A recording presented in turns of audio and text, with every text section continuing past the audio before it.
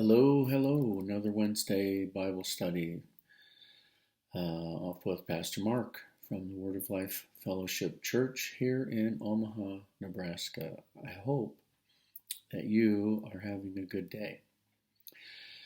Jumping right in, today we're going to take a look at a few verses from Ecclesiastes chapter 12, verses 1 through 7. Ecclesiastes 12, 1 through 7. Essentially, the message in these verses is to remember to serve the Lord, your Creator, before your life comes to an end. Wow, Pastor Mark, that's kind of heavy for Wednesday. Yeah, but the message is true.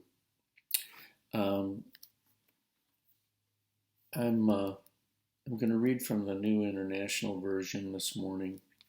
I'm here in the morning, filming in the morning today. Verse 1 of Ecclesiastes chapter 12. I'm just reading on my Bible app here. Remember your Creator in the days of your youth, before the days of trouble come and the years approach, when you will say, I find no pleasure in them. I have met people that have reached a point in life, an age in life, where they're not happy. There have been some people I've known that have lived what we would consider a long life, say into their 90s, and had a joyous life, blessed life with the Lord, and they're happy.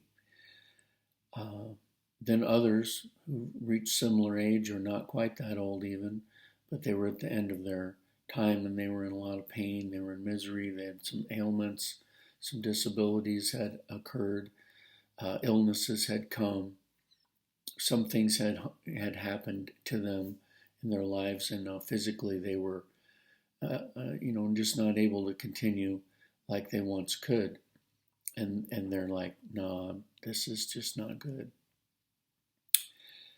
That's what that means.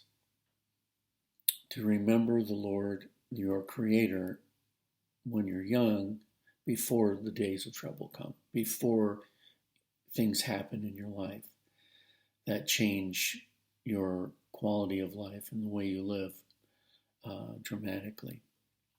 It goes on to say, before the sun and the light and the moon and the stars grow dark and the clouds return after the rain.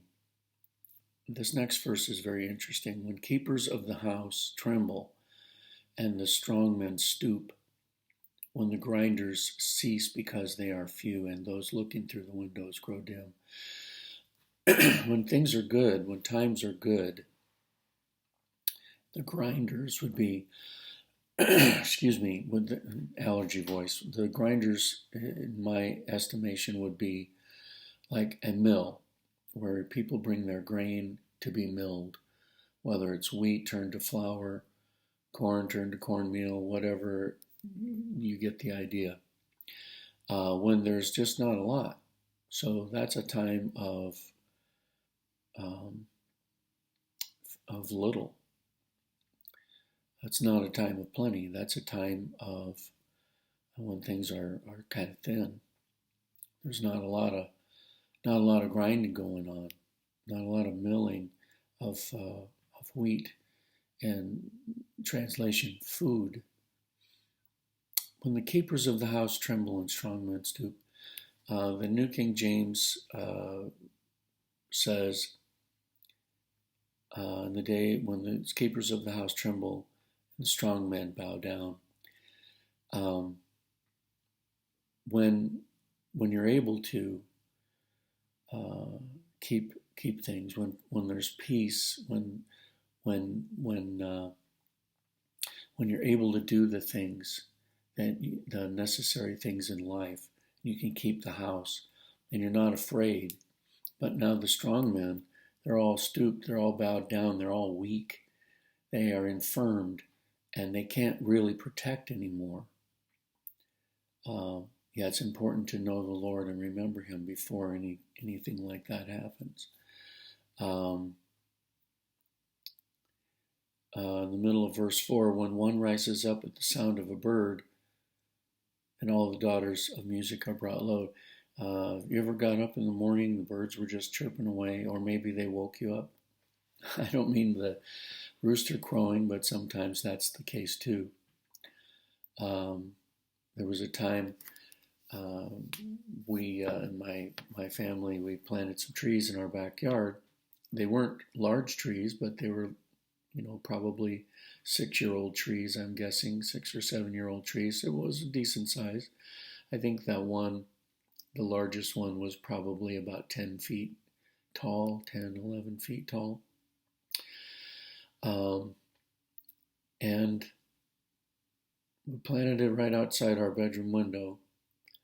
It seemed like a good idea at the time. Within a couple of weeks, some birds had decided that would be a great place to start their day. And unless you are aware of it, the birds, they're up with the sunrise and literally before. It's chirping, singing, flying around. It's barely light in the sky. The sun has not come over the hill. It's still dark by and large. And those birds were just going like mad right outside my window, which woke us up. I was regretting that right outside my window. From that time until now, I don't plant trees near the bedroom windows. They're in another part of the yard. I don't mind the birds. I just don't want them waking me up at the wee hours of the morning. So when that is happening, and yet the daughters of music are brought low, there's the happy sounds are not there. Hard times. Excuse me. Wow. Beg your pardon. I'm just going to leave that in. Sorry, not so good with the editing software. I do all these in one take. So allergies are bugging me. And here's one. Also, they are afraid of height and of terrors in the way. So things change in your life. The older you get, things change. Some people develop vertigo. Some people develop other things that they just didn't have when they were young. Now that they are an adult, they have things. Some are phobias, fear of height, fear of whatever, spiders, arachnophobia. Other things that just weren't part of your life when you were young. The writer here is telling the listener, if you'll listen, remember the Lord, your Creator, while you're young, before life comes along and starts knocking you down. And ultimately, before our lives come to an end. And that's I think in verse 5, when people are afraid of heights and dangers, the New International Version again, and dangers in the streets, when the almond tree blossoms and the grasshopper drags itself along, desire is no longer stirred, then people go to their eternal home, and mourners go about the streets. At some point, we die. Remember him, it says, verse 6, before the silver cord is severed, before life is ended. And verse 7 says, and the dust returns to the ground it came from. That is a direct reference to the Lord making man from the dust. And he said to Adam, from the dust you came, from the dust you shall return. This was after Adam sinned. And this says, verse 7, and the dust returns to the ground it came from, and the spirit returns to God who gave it. Remember the Lord before our lives come to an end. I don't mean to sound morbid, sad, or depressing, but it's an important message. You think, I'm just going to live my life, I'm going to do some things, I'm going to do some fun things. Remember to serve the Lord. You're going to pay. We're all going to give an account for what we do. The very last um, two verses, 13 and 14 of Ecclesiastes chapter 12 here says, "Now all has been heard. Here is the conclusion of the matter. Fear God and keep his commandments, for this is the duty of all mankind.